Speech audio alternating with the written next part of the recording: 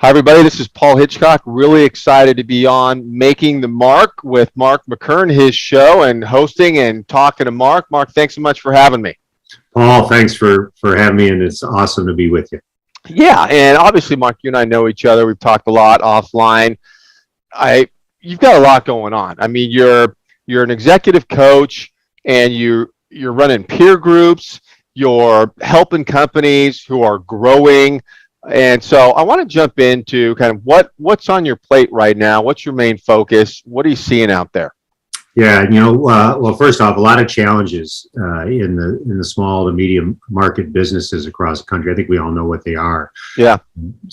Stemming from the challenge with talent, inflation, supply chain. But it's really I really enjoy working with small businesses, medium market companies. Really stems from my background in the military. Right.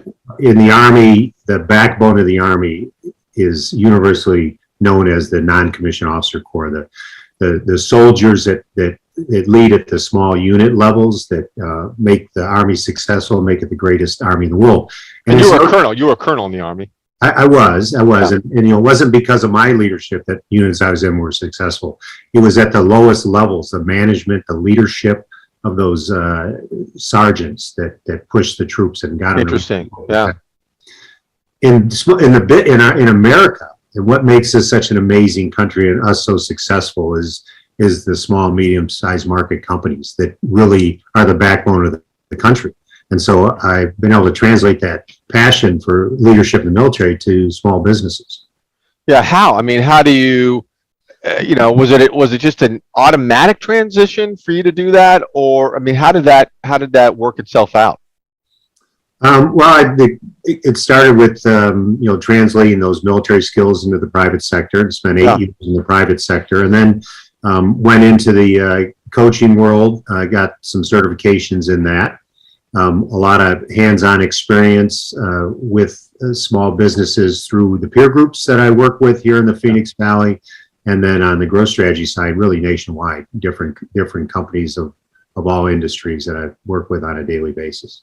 Yeah, it's interesting. I want to ask you a few questions about each of those channels, but on working with companies that are growing, that's an interesting sector. I mean, it's very hot market. People growing, exiting their businesses. There's a lot that goes into that, right? I mean, there's a lot of pre-planning that goes into that, getting all the pieces set up. It's not like just one day the owner says, oh, okay, I'm going to retire in 2 weeks and I want this business to stay on board. So what do you go through when you're working with businesses on how to have a successful growth and exit? Yeah. Well, first off, there's not a business leader out there that doesn't go into it wanting to be successful. Right. They don't necessarily have the tools or equipped with it. Given their background. Generally, they have an entrepreneurial mindset, they're willing to take some risk, and they have an idea to bring it forward. And what most of them lack is an understanding of the mechanics of running a business, understanding the right processes to put in place, awareness to their people and to their customers. So part of the growth strategy effort or work that I do is really helping them see themselves, see their customers, and recognize where they have strengths and where they have shortcomings, and really focus on those areas that create opportunities for them to grow. So what are you doing? You're going in and rolling up your sleeves and working with the owners and management. And is it like for an afternoon, a couple of days, or what does that look like? Yeah, generally going in for 2.5 days. The important piece is a lot of front end work, doing the assessments, the leadership assessment of the leader. So helping them understand how they lead and what impacts them, what makes them tick, and what might be blind spots in their leadership, so that they can recognize that not everybody's going to be like them, first off, and secondly, that they have some blind spots. And so we help show them, and it starts with them developing their own leadership development plan to show to their employees. But we really, we do assessments of employees, we do assessment of management. It's important that we bring the whole management team in, because then you get the buy-in. It's a plan they create. They reflect on where they are, where they want to get to, and they come up with the initiatives and the tactics to get there. It's funny because when you bring people like that don't know you, the management team, they come into a room, they hear about what's going to happen. I know you get some pushback on these things, right? And you walk in there and it's sort of like this. I mean, I'm wondering, can it be a hostile environment?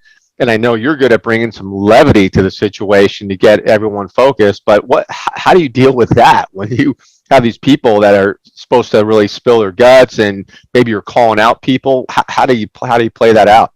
Yeah, well, to use a term that in the peer group world I work in, the Vistage peer group world I work with, it's carefrontational. So you're going in there to help them grow. So you're going to challenge them. You're going to support them for both thought and for action. That's what you want to get on. You want to get them thinking, and you want to get them taking action. Now, how do you set the conditions for that? Well, you got to trust starts with vulnerability. So it starts in that initial relationship discussion. That's why we do leadership assessments up front. So you start with being vulnerable with the person you're coaching. So that's the vulnerability I show. And then you get them to be reflective about themselves and look at their blind spots and areas they're strong in, areas they can improve. So through that, vulnerability builds trust. Through trust, starts knocking down those barriers. And we do a similar thing when you go into a growth strategy or a workshop with a business. You start by getting people to talk about themselves and talk about their background. And once you do that, you bring the barriers down. You get that vulnerability, helps build the trust, and then you eliminate those barriers that they had coming in. They definitely have them coming in. There's no question, because you're another consultant coming in to help them out, right? Right. Yeah. No, and just the fact that you get a mechanism going where people are talking to each other, management to ownership. I mean, just that alone is a home run, because I think that doesn't happen a lot in a lot of businesses. Well, on the peer side, Mark, on the Vistage side, love Vistage, know the organization well. What are you doing there? Because you're running several groups. I think a trusted advisor group, I believe, and obviously your CEO group. But what's happening over there? Yeah, no, it's an advancing leaders group. So it's advancing leaders, yeah, a couple levels down from the CEOs, owners of companies. Very similar in many ways to what we do inside of a growth strategy, in the sense of bringing people together and breaking down barriers and building trust.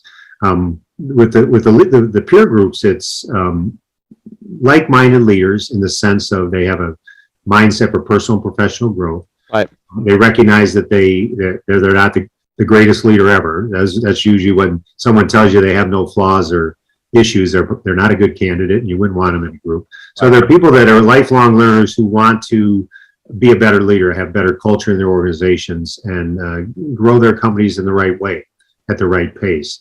So they're made up of, the CEO groups are made up of leaders that are from non-competitive industries, because you don't want to have that competition in the room. And we get together on a monthly basis, do one-to-ones in between those, and really roll up our sleeves. And it's the power of the peers, not anything that I'm specifically bringing, other than the facilitation of the discussion. Right. The speakers, the high-end speakers we bring in with subject matter expertise in areas that leaders need to or benefit from hearing from, and really leverage the experience in the room. I mean, the hundreds of years of leadership that they bring to help solve complex challenges, to get beneath some opportunities and take them to the next level, and really grow both personally and professionally in a safe place with some isolation relief from the pressure of being the boss. And you got a good thing going there. I mean, people are getting into it. Your CEOs, they're really helping each other out. Those meetings are productive. I mean, a lot of value coming out of them. Absolutely. I mean, just what they share with one another. Certainly our speakers come in and bring skill sets and information to them that they benefit from, and new ideas, new approaches, and they become referral sources as well if they need to. Right. But it is really what happens in that boardroom, in the executive session portion of it, what they share across the board. They talk about their best practices, their go-to people, the successes they've had, but the failures they've had, right, and how they recovered from them. And then to know they have that trusted advisor to call if they got something going on, like hey man, I remember you talking about this, how did you get through that situation? I mean, it's truly an isolation relief for them when they come in the door. They can let their guard down a bit and open up. And So, Mark, are they interacting with each other away from the Vistage meetings? Like you've kind of created a bond there where they're in touch with each other. Does that happen? it absolutely happens. In fact, they challenged me about that they need to do more of that. So we have a tracker every month. We track who you had lunch with or Oh, is that right? with, and it's kind of it's a challenge to all, because a big piece of what we do in there is accountability. Yeah, So right. what I hold them accountable to, and what the other members hold them accountable to. I mean, that's the beauty of it, is other peers holding other peers accountable to follow through on an action, or throwing the BS flag if they're sugarcoating something that may be a bigger issue, or an opportunity to take advantage of. Yeah, it seems like I mean, if you're going to be involved here, you got to be real. There is no, showing up and faking it. I mean, this is a real deal because people are running real businesses they're trying to grow and do different things with. So, I've heard your stories before; they're incredible. And the advancing leaders. This is who are these people at the company? Yeah, they're generally they're going to be below the C-suite, so they're not going to be CFOs, COOs, EVPs, VPs. Of course, titles don't always define the role of responsibility, but generally young advancing leaders, director level, manager level, that are have where their bosses or sponsors identify great potential for advancement. They want them to learn and grow from others. So we immerse them in a group of similar level leaders. We bring in guest speakers. They take on issues just like the CEO groups do. And we put them into accountability groups, smaller groups within the bigger groups, to do follow-ups between meetings. So it really broadens their horizons. We focus on cross-functional expertise. So they have homework to go out and visit with others in their company that aren't in their discipline that they could learn from. So if they're in the sales side, we ask them to go visit with somebody in marketing, somebody in business development, production, operations, IT, whatever it might be, to grow as a leader. So they're better prepared when they ascend to positions of increased responsibility and complexity. You got some openings in either of those groups, the CE group or the advancing leaders? Yeah, definitely. Again, we go through a pretty good vetting process to make sure they're going to be a fit. And that's not a fit to say, well, a lot of mini-me's or like people. It's really the fit for the diversity of the group of what we're looking for, from industries, background, experiences, personalities. Yeah, I was going to say personality's got to be a big one. Absolutely. I mean, if you put 14 extroverts in a room, nobody's going to have an opportunity to speak. So I mean, we balance that out, and that's my job as the orchestrator of the groups to assess that and find out what's going to be right fit. I mean, right in the CEO group, it's right now some different industries that looking to bring a unique perspective that we don't have. Right. So, yeah. What industries are you looking for? Transportation, information technology, marketing, media companies. Yeah. We're sitting pretty good with in this market, the construction side of things, but more tech related type of companies, hospitality. We're in a hospitality area, so some additional companies from there, but. Again, it's not a sign on the dotted line, write the check, I'm in the group. It's a very selective process, and that's I value that role I have and the importance of it. And I always am getting feedback from my members about what are we missing, what do we need to bring in. I challenge them to find leaders out there that would be a good fit for the group. And again, I'm looking for if someone's not going to challenge other people, I don't really want them in the group. Right. They're not willing to listen to others and be confrontational with others. They're probably not a good fit. Right. Yeah. And I know you got a no a-hole rule. I mean, that's, I think, a good rule to have, good people, right? I mean, you get somebody with a toxic personality, it's not going to work.